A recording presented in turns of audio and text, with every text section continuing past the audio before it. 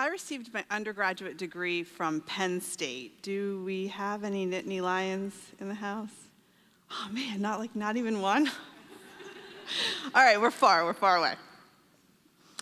It was really a great college experience for me. Besides all the fun things I got to study, as a student, I got to get season tickets for Penn State football. So I basically went to every single home game from 1997 through 2001, something like 30 football games. I can remember hard-fought victories and crushing defeats. But despite my personal experience, the vast majority of these wins and losses were struck from the record in 2012, like the games had never been played. This happened because in 2011, a scandal was revealed. Jerry Sandusky, an assistant coach for Penn State football, was indicted and ultimately convicted on 45 counts of child sexual abuse. And he was sentenced to a minimum of 30 years in prison.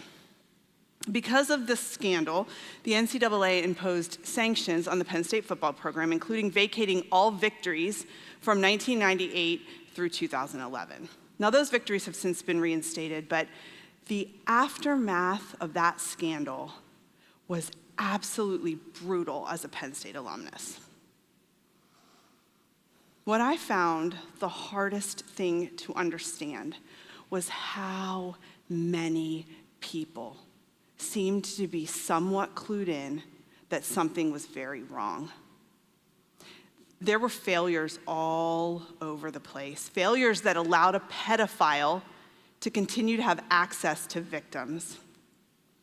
I struggled to understand how several people, could witness these crimes, and yet their testimonies either not happen or somehow get lost in the chain of command. Now, this is an extreme example, but something like this happens on a small scale practically every day. When we witness something concerning and we choose not to say anything about it. Think about a child's behavior that is absolutely atrocious, and the parents don't even seem to notice, and no one says anything. Or what about a toxic work environment? How many times have you done this? Not said something when you probably should have. I know I have. Our best chance of actually taking full and appropriate action against something that we find concerning is right when it first happens. If we don't capitalize on that time, we are likely to get busy, start making excuses. The next time we see it, we'll be a little less sensitized to it, and eventually we will just view it as normal. We get why this happens. Confrontation is difficult. What merits a confrontation? Who should do it? How can it be done in an effective way? This week's text gives us a very good picture of effective confrontation. And so it's going to provide many lessons to believers today. The book of Joshua is drawing to a close.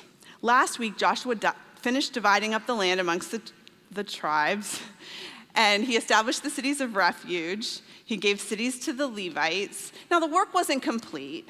Each of the tribes were going to have to continue to drive the Canaanites out of their land.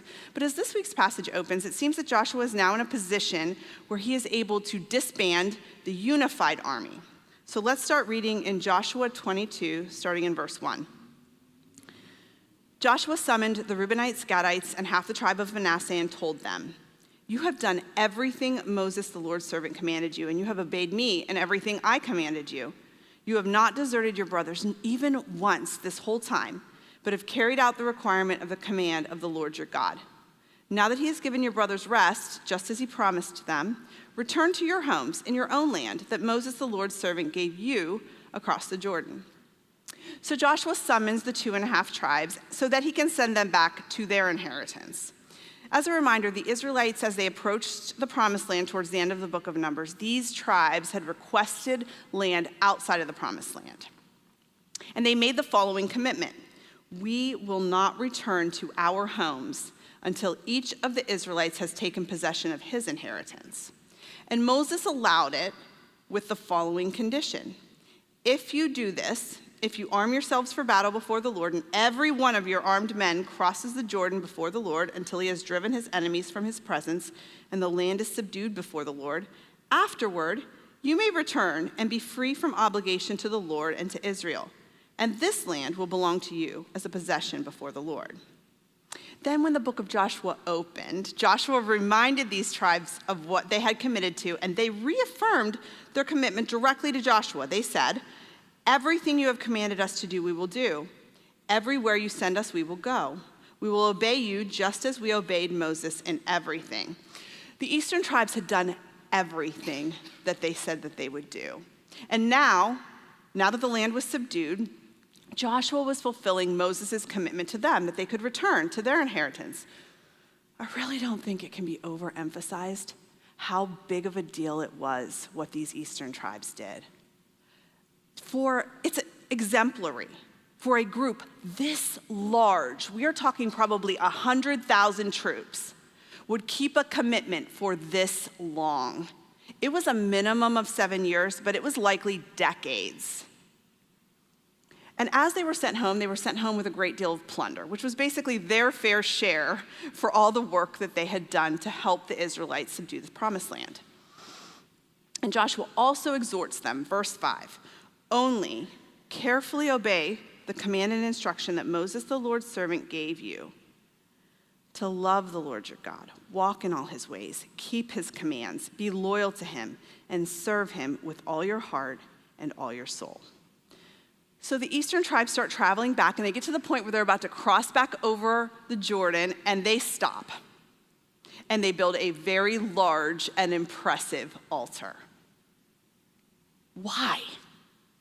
This never really made any sense to me until I pictured myself as a member of the eastern tribes, coming back to where it had all begun. I'm sure this brought back so many memories for them, like Jericho, the day the sun stood still, the northern and the southern campaigns, everything God had done and everything that they had been through. Don't you imagine that crossing back over brought with it some mixed emotions? Like when you finally achieve something, but then you realize that you're coming to the end of an era and that your life is never going to be the same again.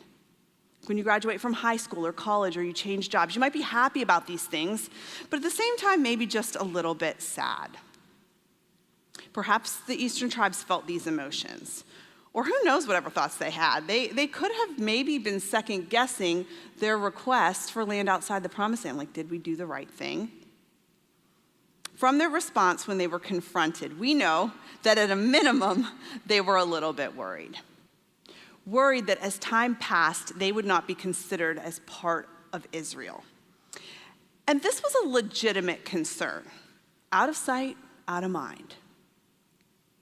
But although it was a legitimate concern, if they were faithful to do what God said, if they were to travel to Shiloh 3 times a year for each of the festivals, they would have minimized the chances of this happening. If they were like, hey guys, see you in 3 months, and they were faithful to always do that, always show up, that probably wouldn't have happened.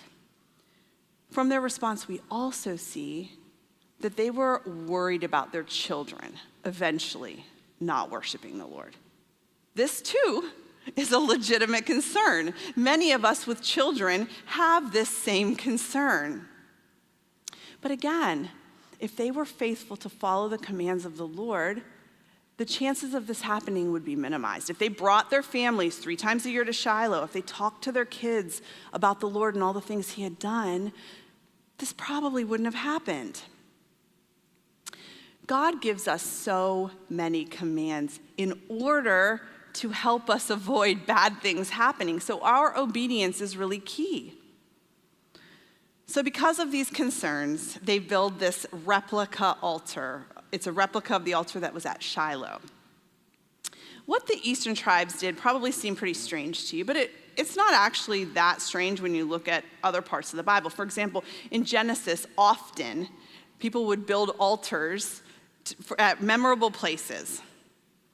And it actually looks a little bit like an extension of what they did when they crossed into the Promised Land, when they set up all those stones in Gilgal. This time they set up a replica altar. Let's pick back up reading in verse 11. Then the Israelites heard it said, "Look, the Reubenites, Gadites, and half the tribe of Manasseh have built an altar on the frontier of the land of Canaan, at the region of the Jordan, on the Israelite side." When the Israelites heard this, the entire Israelite community assembled at Shiloh to go to war against them. When the western tribes heard about the altar, they jumped to a conclusion. They assumed that the eastern tribes had constructed this altar in order to turn away from the Lord. We know that this was their assumption because in their confrontation, they referenced the iniquity of Peor. This occurrence happened, and it's documented in Numbers chapter 25. While the Israelites were camped at the acacia grove before they crossed the Jordan into the land of Canaan, they were invited by the Moabites to their feasts, and they went and they ate and they worshiped their gods. What they had done at Peor was very serious. They broke one of the 10 commandments, the first commandment: do not worship any god except me. Worshiping another god under God's law was a crime punishable by death. In the case of Peor, it resulted in a plague that killed 24,000 Israelites. So by referencing Peor, we see that the western tribes assumed that the eastern tribes were planning on abandoning worship to God, worshiping a different god. Now, I want to point out that it was not outside of the realm of possibility that the tribes might do this, that they might worship another god. They had already done it at Peor, and they would do it many more times in the future. It actually turns out that it is pretty easy to enter into idolatry. And if they had started to worship another god, this would have been very serious. It would have merited a confrontation. So the western tribes assemble, and they assemble in order to go to war against the eastern tribes. Now, this may seem a bit extreme, but we saw in our homework that they actually followed the exact process that God had laid out. They prepare to go to war, but first, they fully investigate the charges by confronting the eastern tribes. Let's notice some things about this confrontation. First, they reacted right away. Also, they laid out what they thought had been done. They warned them about the consequences. And hopefully you saw that they try to be part of the solution. As they were trying to figure out why the eastern tribes might do something like this, they guessed that having returned to their land, maybe they have decided that they think it's defiled. So they offer them the option of coming back.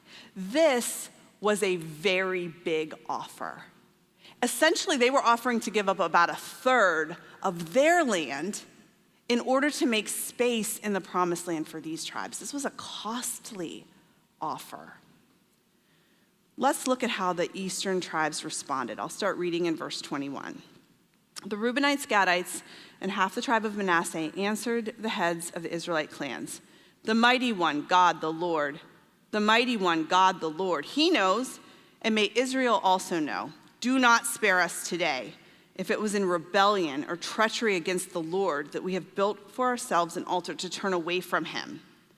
May the Lord himself hold us accountable if we intended to offer burnt offerings and grain offerings on it or to sacrifice fellowship offerings on it." And they go on to explain that they actually made the altar to be a witness between the eastern and the western tribes. And they conclude by saying, verse 29, "We would never, ever rebel against the Lord or turn away from him today by building an altar for burnt offering, grain offering, or sacrifice, other than the altar of the Lord our God, which is in front of his tabernacle." The eastern tribes assure the western tribes that they have no intention of abandoning worship of God. And they also take it a step further, and they assert that they have no intention of offering sacrifices to God on this altar either. And I think that sort of begs the question, would it have been so bad if they had intended to offer sacrifices to God on this altar? God made it abundantly clear that the Israelites were not to do this. You must offer your burnt offerings only in the place the Lord chooses in one of your tribes. all sacrifices had to be offered at the tabernacle on the altar. When we studied in the book of Numbers, we saw that God was specific about when sacrifices had to be offered. Every morning, every evening, every Sabbath, the beginning of every month, and during those 7 appointed times that God commanded. Just like he was specific about when to offer sacrifices, God was also specific about where to offer sacrifices. They had to be offered at the tabernacle on the altar. The eastern tribes demonstrate that they knew this. Now, I want to point out that just like it was not outside of the realm of possibility that God's people might worship another God, it also was not outside the realm of possibility that God's people might try to offer sacrifices at a place that God did not sanction. This too would be done in the future, but not just by the eastern tribes.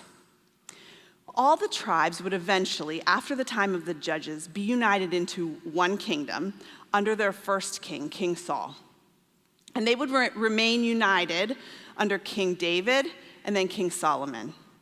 But after King Solomon's death, the kingdom was divided into 2 parts. The northern kingdom, which is referred to as Israel, and the southern kingdom, which is referred to as Judah. The very first king of the northern kingdom, King Jeroboam, decided that he did not want his people traveling to the place that God had selected because it was in the territory of the southern kingdom. He didn't want his people traveling down there because he feared that they would reunite with the other kingdom. And so he established other places for sacrifices. He established places in Bethel and in Dan. And he made golden calves to be visual representations of God to the people. And then he set up his own priesthood out of the ranks of the normal people, not Levites. His people likely believed that they were worshiping God, but they weren't worshiping him in the place he had selected, and they broke several other laws about how to worship God, to the point where it didn't even look at all like what God commanded. What was perhaps an outrage to one generation just became a normal thing as the years went on, with each subsequent king continuing on in the same sin. The Bible comments on this over and over again. Look, Nadab, son of Jeroboam, became king over Israel. Nadab did what was evil in the Lord's sight and walked in the ways of his father and the sin he had caused Israel to commit. Then Baasha walked in the ways of Jeroboam and the sin he had caused Israel to commit. Then Omri walked in all the ways of Jeroboam in every respect and continued in his sins that he caused Israel to commit. And it got worse and worse. And the people then started worshiping other gods. But even when we get to probably the best king of the northern kingdom, King Jehu eliminated Baal worship from Israel, but he did not turn away from the sins that Jeroboam had caused Israel to commit, worshiping the golden calves that were in Bethel and Dan. And it continued. Jehoahaz followed the sins of Jeroboam had caused Israel to commit. He did not turn away from them. Jehoash did not turn away from the sins that Jeroboam had caused Israel to commit, but he continued them. A different Jeroboam did not turn away from the sins Jeroboam had caused Israel to commit. Zechariah did not turn away from the sins Jeroboam had caused Israel to commit. Menahem did not turn away from the sins Jeroboam had caused Israel to commit. Pekahiah did not turn away from the sins Jeroboam had caused Israel to commit. Until finally, the northern kingdom was exiled because the Israelites persisted in all the sins that Jeroboam committed and did not turn away from them. Finally, the Lord removed Israel from his presence, just as he had declared through all his servants, the prophets.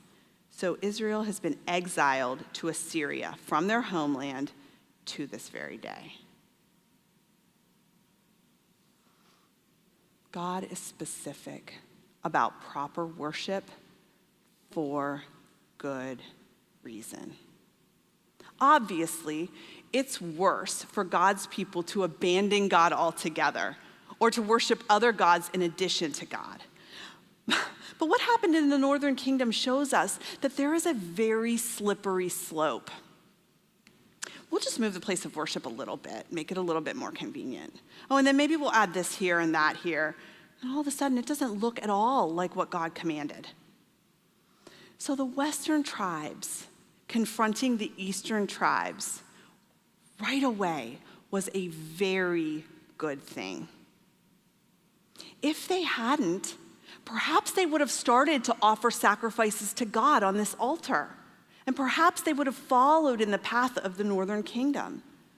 This confrontation is perhaps what kept the Eastern tribes from going down a very slippery slope. Let's pick back up reading in verse 30.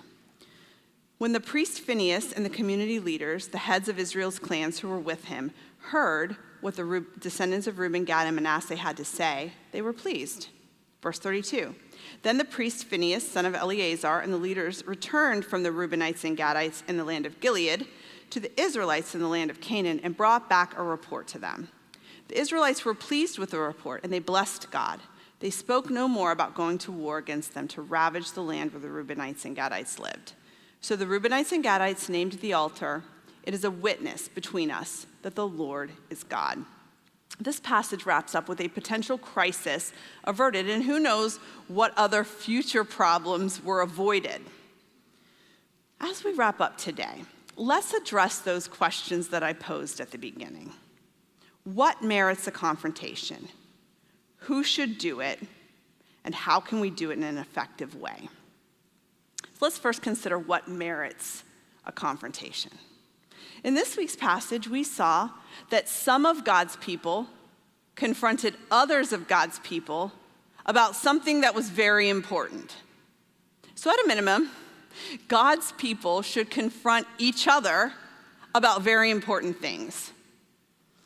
It may seem strange that God required the Israelites to offer sacrifices to God at one place, but I believe that that was meant to show us that we must approach God the way that he says. There is only one way to approach God. Jesus said, "I am the way, the truth, and the life. No one comes to the Father except through me." We cannot come to God however we want. In order to approach God, the Israelites had to offer the required sacrifices at the required place. When we studied in Exodus, we saw that the tabernacle teaches about access to God. The tabernacle itself points to the person of Jesus Christ, how we access God. And in the book of Hebrews, we are told that Jesus' sacrifice is what makes us right with him, with God.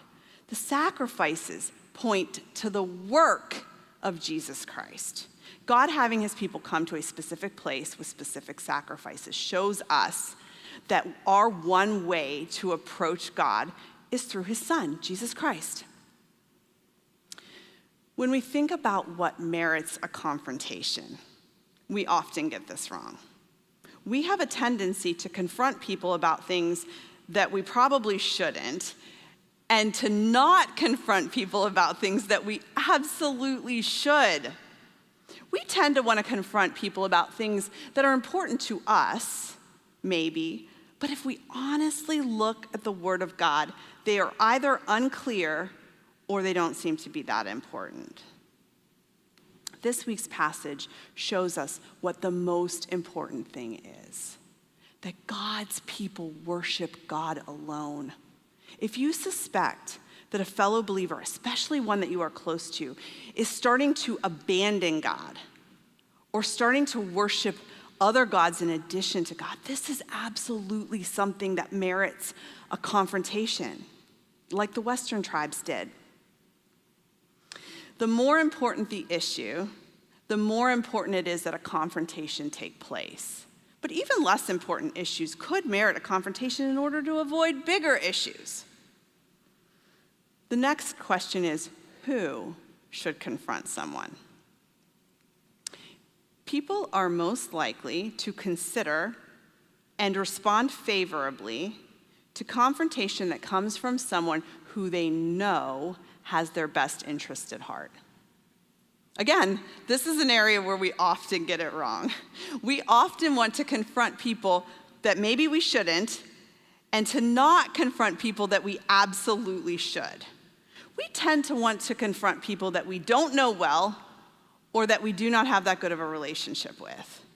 And this often goes pretty badly, doesn't it? They often disregard it because they question our motives.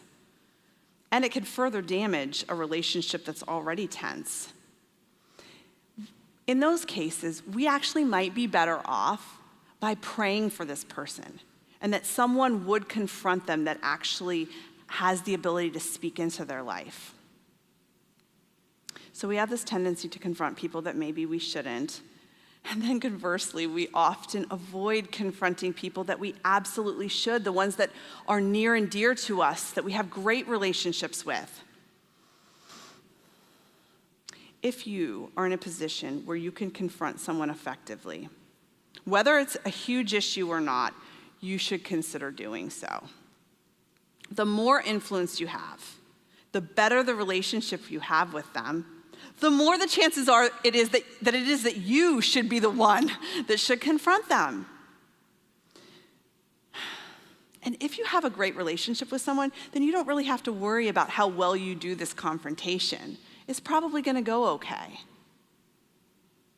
But even if you don't know someone well, and even if you maybe have a strained relationship, that doesn't mean you shouldn't confront them. That just means that you need to be much more careful in how you do so. And that brings us to our final question. How can we confront someone in an effective way? There are many great resources available for this. One of my favorite books is one called Crucial Conversations. It is wonderful. It has guidance and practical help for doing things like this. But our best guidance always comes directly from the Bible. And it's actually pretty simple. Ephesians 4:15, but speaking the truth in love, let us grow in every way into him who is the head, Christ. Our goal in any confrontation should be the growth and the well-being of the person that we are confronting. In our confrontation, we should aim to speak the truth in the most loving way possible. Missing either part of this is not pleasing to God, and it's likely not going to be effective. If we're not going to speak the truth, why speak at all? It's probably not going to be helpful. It could actually be harmful. And if we're not going to speak from a place of love, with compassion and gentleness, we also might as well not speak at all. They probably won't even listen. This week's passage shows us components of a good confrontation. The Western tribes acted immediately when they heard about something suspicious. They didn't put it off. That might have resulted in them not having the confrontation. They attempted to speak the truth. But notice, what they thought was the truth was actually not the truth. They had jumped to a conclusion which happened to be wrong. Now, they did ask a question and they slowed down enough to allow some dialogue, and the truth came out, but their initial reaction was not right. They showed genuine love for the other tribe when they offered to be part of the solution, to give up something to help them. And for their part, the Eastern tribes were humble. They listened, they were not easily offended, they responded, and the response was good. As you're considering confronting others, you can put these principles into practice. Act immediately, as close to when you observe the concerning behavior as possible. Before confronting, stop. Remember, what you think is the truth might not actually be the truth. Consider why they might be doing what they're doing, or how might I be misinterpreting what it is that I'm looking at. When you confront others, you want to do so humbly and compassionately. State as objectively as possible what you have witnessed and why you find it concerning, and then invite some dialogue. Hey, can I talk to you? I might be totally off here, but I'm concerned. Am I wrong? I began today with some examples of all the bad things that can happen when we avoid confrontations. And this week's passage showed us all the good things that can happen from effective confrontation. So I want to encourage you to take this to heart in your own life, in the confrontations that you have. I'll conclude today with this quote that I love from Adam Grant. Communicating well is being direct in your message and kind in your delivery. The goal isn't to sugarcoat the truth. It's to make it clear that you're trying to help.